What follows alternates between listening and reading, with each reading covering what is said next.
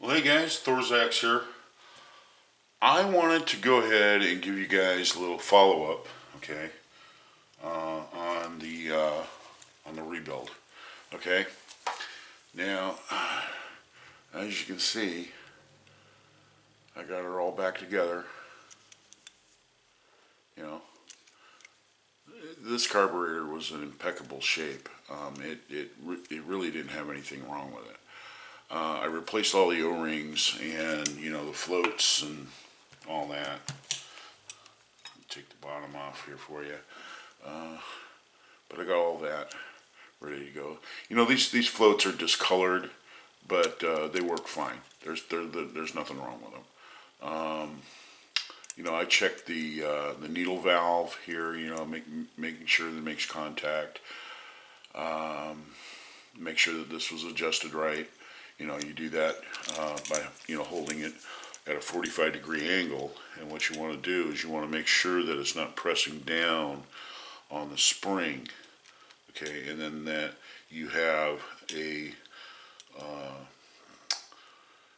your float is in line with the bottom of the of the carburetor right here, which the carburetor right here, which it is. So anyway, I'm trying to do this with a viewfinder. Anyway, like I said, once I got it all broke down into parts, it went back together real easy. I mean, the whole rebuild part of putting all the parts back together only took me about 45 minutes. That's including, rebuilding all the linkage here. You got your throttle leakage. That's for your butterfly valve. You know, reconditioning all the parts, and breaking down, get them all cleaned up, so they're back in good shape there. Also, your choke assembly. Okay. Um, you know, like I said, this is one of those things where, you know, some guys probably wouldn't want to own a motorcycle like this because they're saying that it's unreliable. Well, I'm going to tell you what. This bike ran great. I mean, it ran great. And this was a project that I was going to do anyway. This winter, I was going to go ahead and I was going to try to get a motorcycle lift, so I could just lift it up and then do all the work at eye level. But it didn't look like that was going to be in the budget anytime soon. So I decided, well, you know what, I might as well, what am I waiting for? I'm putting it off, I'm procrastinating. So I went ahead and I started, uh, you know, disassembling and getting the carbs off the bike and start to break them down. And it's a little bit of a story here between the tale of two carburetors. All right, so you have Good Girl, okay, and then you got Bad Girl.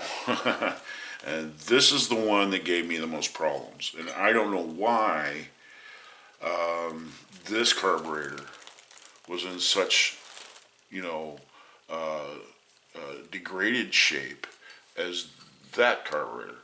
I don't know why. This is the right-hand side one. Of course, when you put the bike on a side stand, it's like this. I don't know if that had something to do with it. Maybe it sat like that for a long time. I don't know. I'm hypothesizing. But the bottom line is that this carburetor is done. I mean, it's pretty much it's probably it's to a point right now.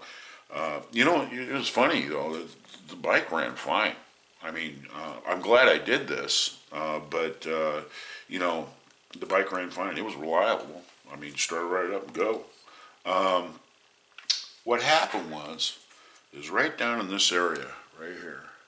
Okay, when I took the air mixture screw out and I went to go ahead and take the uh, the idle jet itself out. Okay, what happened is that I got on it. you know, with a properly slotted, you know, it fit the end of it. But when I went to go and turn that, the head of that thing just broke right off, and it got stuck down in there. So I tried to drill that out as best as I can. You know, I did a pretty good job at drilling that out. But, you know, then I would have to buy a tap, and then I'd have to put a tap in there, and then I'd have to tap it out, and then you know, and it just started looking like it was going to be, you know, one thing after the other. And when I finally got the Venturi out, that has the main jet in it and also the atomizer on the top, when I took that out, that's full. See? Right there. I'll see if you see it, but right there. All I did was tap it, and there's garbage coming out of there. I mean, that's all corrosion and bits and pieces of what's up inside there. Also, I noticed another thing too about this. This is your fuel needle valve where your floats work, and that's what shuts on and off the fuel from filling up the float bowl. So, and that's another thing too, the float bowl on this, that little hole I was telling you about earlier that has the little well that fills up and it's got a little jet inside there, that was toast. There was no point of even trying to fix that. So, you know, I bought a new one. On these carbs, one thing I'll show you here, see if I can do this. This sounds terrible. Oh, all right. Okay. Now down inside there, you can see, all right, there's a lot of corrosion and stuff, but down inside this area, right down in there, there's these little teeny tiny orifices, and that works with your idle jet, and as it draws a little bit of fuel up through there to keep the car to keep the motor running. All right, and it was still working.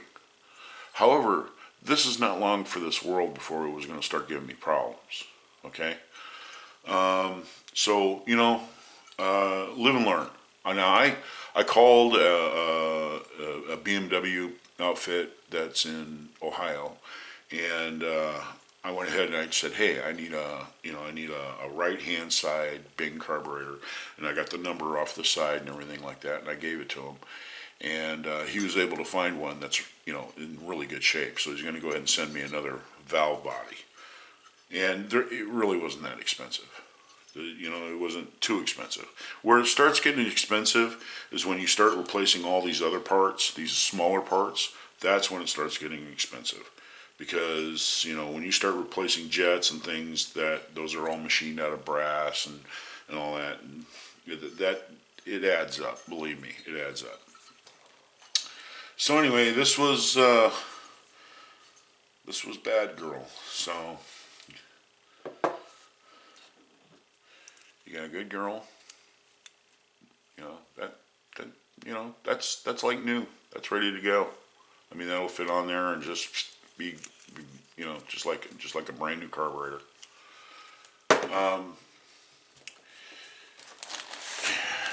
Study your manual. You know, when it comes to sinking the carbs and all that, you know, they tell you the old way that they used to have to do it in this, and you know, they did it by ear. You know, it's got a whole procedure here, you know, for syncing the carbs and all your settings and everything like that. All your parts breakdowns, everything like that. And, you know, like I said, very simple. This is very simple reading, very simple to understand. It's for the garage mechanic. You know, that's what this bike was made for. This bike was made for the common man. The guy that could just go ahead and get some basic tools, you know, and maybe a few specialty tools. But basically, you got a timing light. If you want to step up to a carb synchronizer, you can get one of those. There's a few specialty tools you have to buy, like for the exhaust nuts.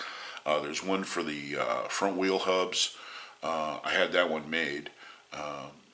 and there's just a few other things, that you can. In fact, on YouTube, there's people on YouTube that do a certain thing that require a certain BMW shop tool, and what they have done is they've copied that, and they've been able to make that out of something that you can buy down at the hardware store and works just as good, or even works better. So that's kind of I don't know quite how to say it. If you want a motorcycle and you want to ride it, okay, and that's all you want to do is just get on it, turn the key, and go. Yeah, go ahead, buy a new motorcycle, buy a brand new one. Just go down there to BMW and just buy a brand new one, and get on the payments, or pull the cash out of the bank and give it to them, or whatever. The $20,000 or whatever, and you can ride around on your bike, and that'll be that. And you put your miles on it, and you keep it for 5, maybe 8 to 10 years. But then you get rid of it because you've gotten all the good miles out of it. Okay, and especially on new bikes. New bikes, your brake system is all computer controlled. It's all servos.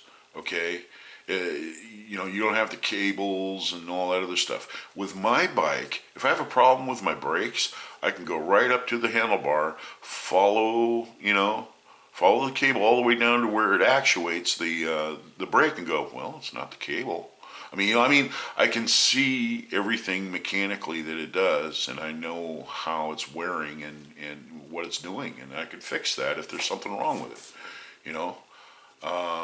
But with a servo, I don't know, you got to go buy a new servo, or you got to go and do this, or you got to go do that, and finding out it is the servo. Then you're going to have some computer software that you're going to have to, get a code reader and all this other stuff to plug it into the computer on the bike, for a new bike, and you're going to have to figure that stuff out. One of the big things with BMW, for instance, is ethanol gas. Okay, with the new bikes, the oil heads they came out with, there was a lot of police departments, okay, that bought what they called the authority models. Okay, these were already set up with blinking lights and whirlybirds and sirens and all kinds of other stuff, and they built them in lots, and BMW sold them to police, like the state patrol and law enforcement agencies, and they just buy a lot of them. Just here, we'll take 10 of them, for this price, and of course, that came with a service contract and everything for the BMW. And I've seen tutorials where people have bought these authority bikes, and they've had problems with them. And the reason why was because of ethanol gas in the fuel tank. I'm going to tell you what, a fuel pump that sits inside your gas tank on one of those new bikes, okay, that costs $2,000, okay, if you have to replace it. There's aftermarket ones out there. You can go to places like BMW Boneyard and you can get a deal or whatever, that sort of thing. You save a little money. But the thing is, though, is that ethanol gas, with its mixture of water in it, causes all that stuff to rust. Okay, then that rust goes into your fuel pump, and then it goes into all the other parts, or anywhere where that gasoline is going to touch or make contact with, it's going to leave a residue of crap. Okay, and so your fuel injectors, your fuel lines, all that stuff, that's all contaminated with debris. So sure, you might be able to go to an auction and get one of those authority bikes, and it might only have maybe 30,000 miles on it, and it might only be 10 to 12 years old. But the thing is, though, you're buying something where, like I said, the history of that and the ethanol gas and everything, it really isn't a good deal in the end. Sure, you might be able to buy the bike for, like $3,000 or something like that, but that's not going to do you any good if your fuel pump goes out or the servo goes out for this or whatever. All that stuff is super expensive. Okay? I mean, it is. It's super expensive because all the good miles are gone out of those bikes. I mean, they might run real good for a while, but when you have a problem, it's going to be pricey. And I'll tell you another thing too. A lot of these people that have YouTube channels have broke down those bikes that were authority models, and they've looked in the owner's manuals and where they've been stamped. It had its 600 mile tune up, and it had its 5,000 mile tune up, and then had its 10,000 all the way down through its service checks. But they're finding things in these bikes that the service technician never did and just stamped it because I mean there's dates on that stuff where of what year of manufacture those things are, and they've looked that stuff up and found out BMW didn't do anything except for stamp that book when the cops went and brought the bike in to be serviced. Oh, here's your bike back. You know what I mean? If there's nothing wrong with it, well, how am I supposed to fix it? Well, you're not here to fix it. You're here to service it. Well, looks service to me. Runs fine. Here's your bike back. And they say that they did the service, but they don't. That's that. I'll tell you another thing too about newer bikes, man. You take those bikes in to their garage, and I'm going to tell you what, dude, you're going to be paying through the nose to go see that factory BMW technician, and he knows everything that he needs to know to make sure that he's going to get some bucks out of you. That's it, man. That is it right there. So, like I said, that's the reason why I like my 1976 R75, because I can do this. I can just fix it. I can order a rebuild kit for it. I mean, all these parts, really, actually, all these parts are all available. In fact, you can buy just about everything. You can buy actually a brand new carburetor from BMW. It costs money, but you can buy another carburetor, brand new. From a 1976. So I mean, guys, there's no computer crap. There's no nothing. You just bend some wrenches on it, and there you go. I mean, like I said, I am truly amazed of that bike still ran just fine, even with this carburetor, with all that crap in it and everything. It ran fine.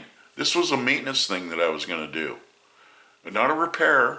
It wasn't like I broke down alongside the road and I had to hobble home or, go get a truck or something to go get it or whatever. I didn't, it didn't let me down. It was just time. It was something that I felt that I needed to do. Change the O-rings out, clean the carburetors up, put them back on there. And that's what I discovered. You need to do that sort of stuff. Chainsaws, weed eater, any of your gas, powered equipment that you use outside, for your lawn or whatever, you really should maintenance it, just maintenance it. I feel that rebuilding the carburetors like this, that's something that you should do probably about every 5 years, 5 to 6 years, get all new O-rings in them, see if there's any problems with it. Maybe corrosion is setting up in it or whatever. I'm surprised though. This carburetor is it's like new. It really is.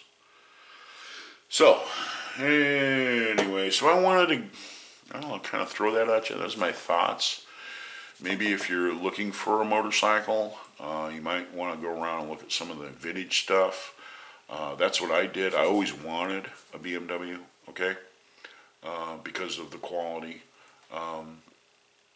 But, and this one just fell right in my lap. And all this bike has done is just go way up in value. It's worth 3 times what I paid for it when I bought it. So, I haven't lost any money here. It's just appreciated in value. So that's a hard thing to say about a motorcycle. And it goes back to what I was saying earlier. It's garage guy friendly. I mean, I don't need anything really fancy in order to fix it. And It's pretty basic. I can just look at it or feel it or, check the gaps or whatever, or, do an inspection and I'm done. That's it. You know, you just got a repair manual, that's it. Now this repair manual is actually for an R75/5. It, I think in 1974 they changed a few things about the chassis and also the looks of the bike. They changed it, because they looked very, very German. I mean, they looked like, they looked like cabbage grinders, and they were ugly. And so, BMW realized that, and they weren't really up in sales. There was other things too, like tariff taxes and things like that they were putting on BMW, which was outrageous. BMW being one of the most expensive bikes, you'd have to pay this tariff tax that was also added on to the MSRP. So, our government was killing this, killing this company, and having an ugly bike to begin with. I mean, sales went way down, so they changed the styling on these. Mine is a /6. It's not a /5. However, the engine, everything is all the same on the /6 as the /5. It has the same exact carburetor, same exact displacement, same exact tolerances, same exact motor, same exact front brake, actuator. It has, all that. All of that is the same from the /5 to the /6. The only thing they changed was the styling, like the fuel tank and a couple other things, to make it more presentable. People would desire it more because, granted, these old /5s, they weren't beauty queens. They were made nice, and they run. I mean, these bikes will run forever. This bike will run forever, man, as long as you keep it in tune and as long as you change the oil and the filters in it. It'll run forever. There's guys on YouTube that have ran these bikes for 500,000 miles. 500,000 miles on a motorcycle. And the only thing that they've done is replace the parts, like clutches, bearings, for the rear end, carburetor stuff. And, one guy, he's got like 480,000 on an R90.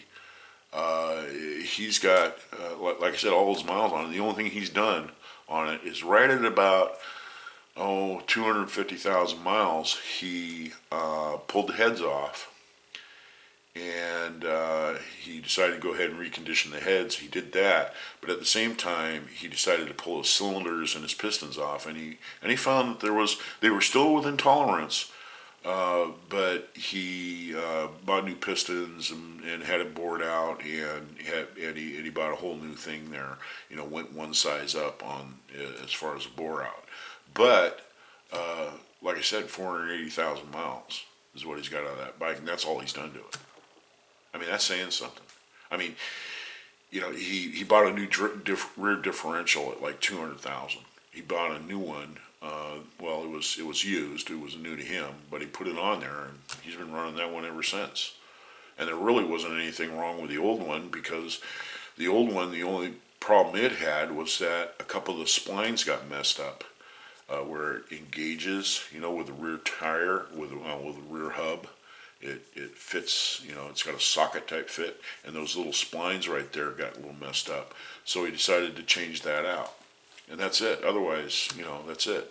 He found out that at the time, buying the used one that was in good shape versus fixing the one that he has cost about the same. So he just went ahead and got the used one and stuck it on there. I would have done the same thing, rather than have to go through all that, to fix it, break it down, put new rivets in, do all that other stuff, centering, all that other stuff. So, yeah, man. So, there you go. That's the reason why I got my bike. Just because it's a 1976 doesn't even mean that it's really old. This bike was built to run and run and run and run, no matter how, no matter how old it got. It was supposed to run, and the parts were supposed to be available, you know, and that's what BMW did with these Airheads. They run and run and run and run and run and run. I'll buy another one. I would buy another one in a second. I would buy another one versus buying a brand new bike. The only reason why I would buy a brand new bike is if I was independently wealthy, I could go ahead and spend the $20,000 or $25,000 or $15,000 on the new bike, and then run the holy dog crap out of it and got rid of it before I had any problems with it. Just leave that to be somebody else's headache. There's a lot of snobbish people that do that, so you really have to watch out for motorcycles that are, they got like 40 or maybe 50,000 miles on them. They still look good. They might be like, 4 years old. That guy has drove that thing into the ground and never did any maintenance to it, and you're going to absorb those hard miles, especially on a new bike.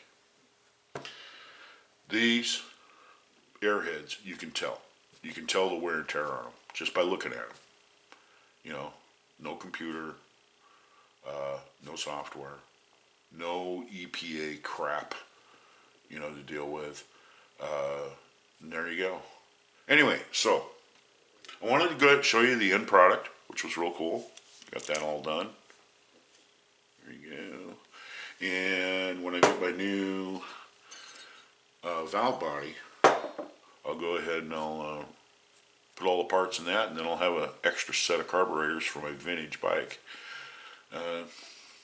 Anyway, that's all I got. This is Thorzax, and until next time. This was basically commentary, I should have mentioned that earlier, so you guys could skip this, so, it isn't incredibly boring to you guys. So, anyway, I'll tell you what, I'll catch you later, and until I see you guys again.